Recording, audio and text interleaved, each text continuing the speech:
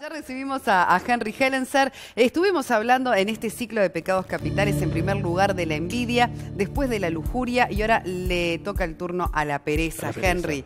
Exactamente. Es ideal para hoy, así que está como nubladito, gris, es lunes. En general siempre es Muchas ideal cosas para los dan lunes. pereza. Claro. Los lunes es donde más se manifiesta esta pereza, ¿no? Y yo escuchaba recién lo que escribían los televidentes y sin duda sigue siendo de los 7 pecados capitales el más común, ¿no?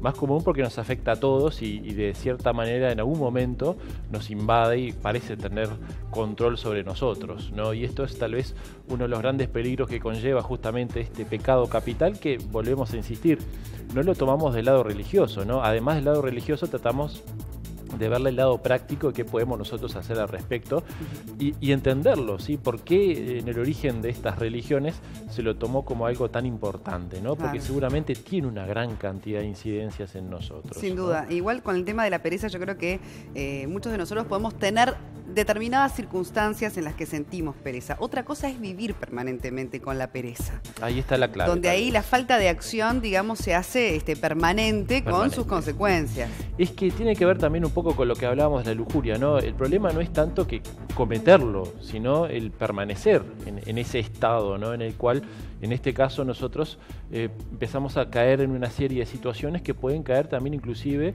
de ahí el concepto capital, en algunas enfermedades y patologías, ¿no? Como inclusive la propia depresión, ¿no? Si querés, vamos a empezar viendo justamente un informe en donde hacemos una introducción justamente a qué es exactamente el pecado capital de la pereza y seguimos adelante. Lo vemos. La pereza o asidia es quizá el más común de los pecados capitales. Se lo identifica con la bulia, la indiferencia respecto de uno mismo, la negativa a la necesidad de actuar. Tiene su origen en una época en que la actividad netamente humana era esencial, más aún que ahora.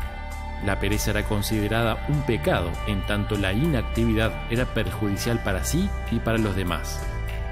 Si bien el ser humano no debe malgastar energías, el cerebro humano consume, trabaje o no, un 20% de dicha energía. De allí que ponga en movimiento mecanismos de alerta para evitar quedar inactivo.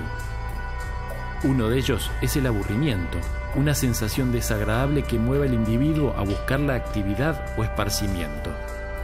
Diferente del ocio creativo, que se caracteriza por su naturaleza reflexiva, al ser un estado de serenidad que busca encontrar o meditar profundamente sobre misterios de la vida. En cambio, la pereza aparece en el ser humano como una dejadez de ánimo ante la imposibilidad de afrontar cuestiones esenciales de la vida, con la premura y consideración necesarias.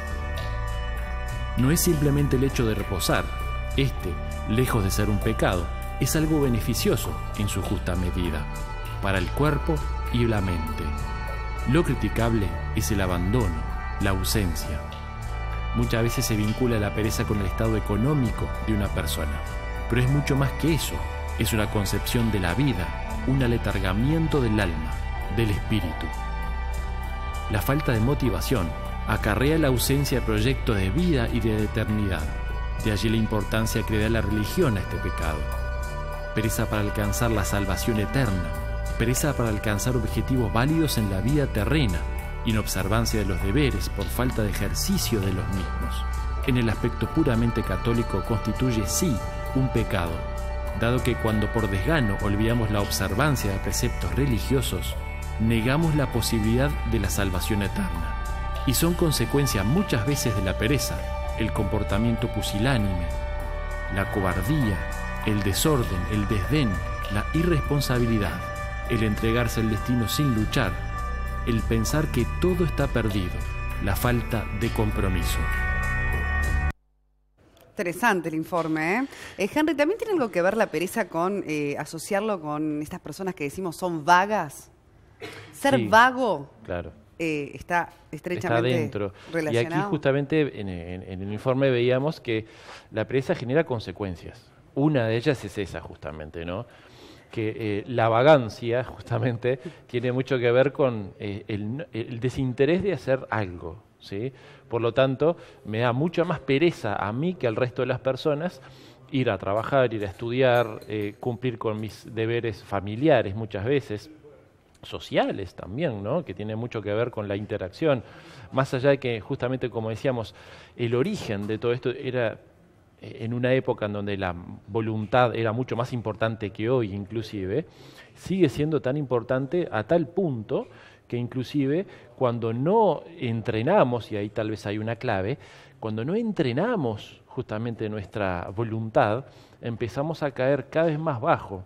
Y esto vuelve a tener que ver con un precepto más psicológico, psiquiátrico y médico, que cuando nosotros repetimos una conducta, o una inactividad en este caso, empiezan a generarse unas redes neuronales de tal forma que eso es lo que se me facilita, ¿sí? Si yo aprendo a hacer algo o a comportarme de cierta manera, cualquier estímulo me va a provocar hacer lo mismo repetidas veces. Claro. ¿Sí?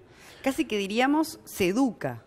Se educa, se entrena. Para ser o no ser perezoso, en definitiva. Hay un tema ahí, ¿no? Sí. Con como adquirir el hábito desde temprana edad y trabajarlo. Todo es costumbre y todo es entrenamiento y hábito. Nosotros, cuando pensamos en la pereza, ¿qué pasa? La pereza además trae una consecuencia que es la pérdida de oportunidades, ¿no? Hay una frase que anda por ahí que está muy buena que dice que la postergación es el asesino natural de las oportunidades. ¿Sí? Vos tenés oportunidades. Cuanto más te movés, más oportunidades generás. Pero además, al moverte, al estar en acción, es cuando podés integrar justamente esas oportunidades, ¿no? Todos seguramente tenemos en nuestro entorno a alguien que tal vez no lo veamos como alguien muy capaz, ¿sí? Que no tiene mucha capacidad, pero sin embargo, vemos que logra un montón de cosas y es exitoso. Si nos fijamos, esas personas, aunque no sean capaces, están en movimiento todo el tiempo. Están probando y hacen. Y el hacer continuamente es lo que te permite, de tanto que haces, invocarle algo, al menos. Y por lo contrario, cuando vos estás quieto, cuando estás deprimido inclusive, aunque dejemos de lado esta patología. No, pero bueno, lleva un estado de dejadez que en consecuencia obviamente puede terminar en un estado depresivo. Exacto, y las cosas pasan, las oportunidades pasan, la vida pasa enfrente a vos y en realidad empieza a haber como una especie de acostumbramiento y entonces lo mejor que podemos hacer al respecto es empezar a entrenar lo contrario, ¿no? Que es empezar a generar costumbres, aunque no las estemos sintiendo en ese momento, costumbres que tengan que ver justamente con acción, con moverte, un poquito más, hacer un poquito más. Y tarde o temprano vamos a entrenarnos tanto que no nos va a costar nada hacer. Claro. Ni trabajar, ni levantarnos temprano, ni empezar un lunes, ni hacer nada de lo que tenemos que hacer, ¿no? Totalmente, el hábito, entonces es muy importante. Y le realizaste una entrevista a un experto que además nos viene ya relatando, sí, ¿no? a Richard Carlin, este geobiólogo, que él ve el concepto más energético de esta situación, el concepto vibratorio. Justamente parece la pérdida de energía, la pereza. Exacto, en el informe veíamos al principio aquello de que el 20% de la energía la perdemos en el cerebro aunque no estemos haciendo nada. Claro, y el cuerpo siempre tiende a ahorrarse energía, ¿no? Bueno, si puede evitar subir la escalera y agarrar un atajo, lo va a hacer. Es decir, tendemos los seres humanos. Pero sé que es una trampa, ¿no? Porque hay estudios que indican, fíjate vos, que en una hora de tedio o de aburrimiento profundo, una hora de aburrimiento equivalen energéticamente al mismo desgaste que 8 horas de trabajo. Mirá vos, así que ahí sí me sorprendiste. Hasta para ahorrar energía es mejor trabajar. Mirá ¿no? vos, interesante. Bueno, ya me convenciste, mirá. Ahí está, a trabajar todos. Vamos a escuchar al experto. A Richard Carlin.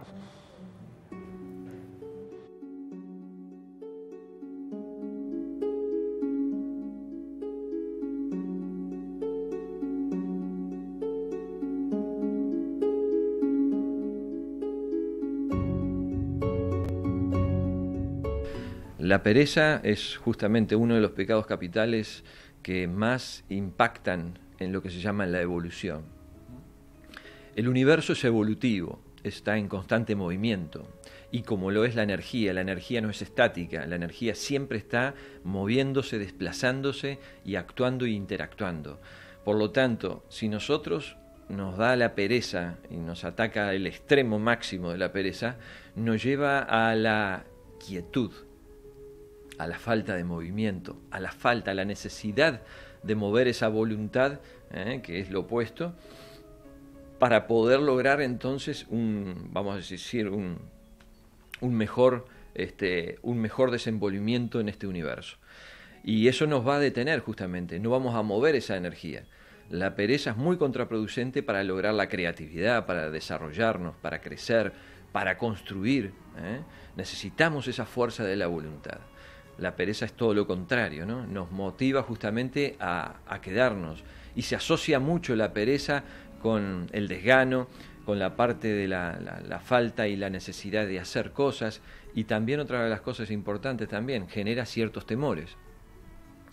Muchas veces esa misma pereza nos lleva a ciertos miedos, ciertos temores que también no nos permiten desarrollarnos. Es por eso entonces que se la considera como madre de otros pecados. Exactamente, exactamente. Todos y cada uno de los pecados capitales son las madres y los padres que dan origen a una cantidad de más efectos negativos, de pecados negativos.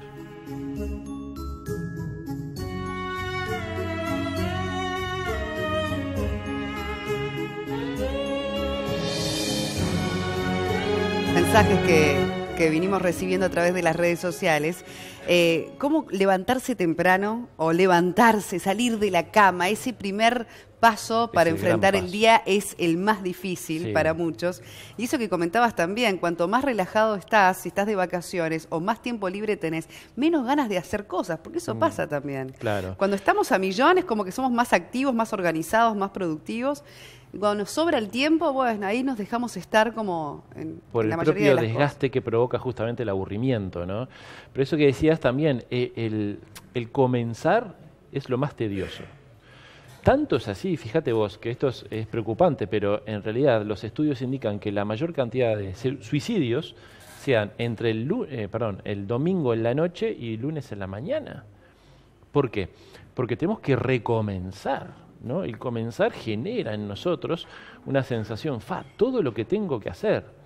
Por eso yo siempre recomiendo que cuando empezamos a caer en un estado de pereza o de tedio, es hacerlo sin pensar, empezar sin pensar. Activar el botón. Exactamente. A mí me pasa mucho, ¿no? Yo que escribo tanto, a veces uno espera la inspiración para escribir, ¿no? Y en realidad decís, no viene más. La inspiración empiezas a caer en ese tedio, ¿no? Es sentarte, empezás a escribir 2 palabras, en mi caso me pasa, y ahí empezás como a energizarte. Y cualquier tarea que nosotros vayamos a hacer, cuando empezamos a hacerla sin pensar, es cuando aparece la energía, mágicamente aparece de algún lado. Bueno, ¿no? vamos a tomar muy en cuenta estos consejos para este lunes, en el que tenemos toda la semana por delante, que también ya empezamos a acusar el cansancio de todo el año. Y esta primavera fría que no está ayudando, convengamos. No está ayudando. Bueno, a quitarnos la pereza. Hay una interacción que inclusive mencionaba Richard Carlin, ¿no? Que tiene que ver con eso, ¿no? Cuando nos quedamos quietos, inclusive empezamos a pensar demasiado, ¿no? Y el pensar demasiado siempre nos puede llevar a malos puertos. Muy bien, ¿no? bueno, tomo muchas cosas en cuenta y por lo pronto eso de empezar. Tenés toda la casa todavía que limpiar, toda la jornada por delante que enfrentar, arrancá. Vos arrancá, empezá por algo y vas a ver que se te activa en vos esa energía que estás necesitando. Así será, Muchas sin gracias, duda. Henry. Como siempre, muy productiva la charla.